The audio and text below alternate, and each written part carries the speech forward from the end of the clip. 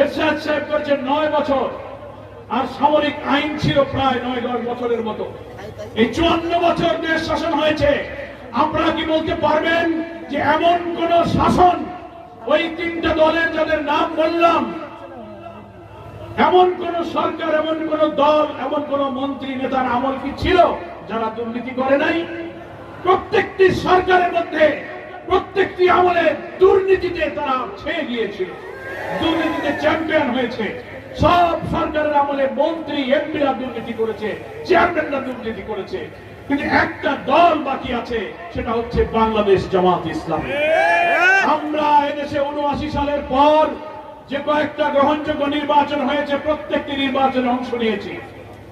এমনকি একটা সরকারের 2 জন মন্ত্রী আমরা দায়িত্ব পালন করেছি, 20 জন এমপি দায়িত্ব পালন করেছি।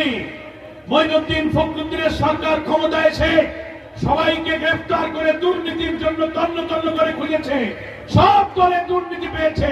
জামাতের এমপি মন্ত্রীদের অনুবীক্ষণ যন্ত্র দিয়ে একটা দুর্নীতি বের করতে পারে না।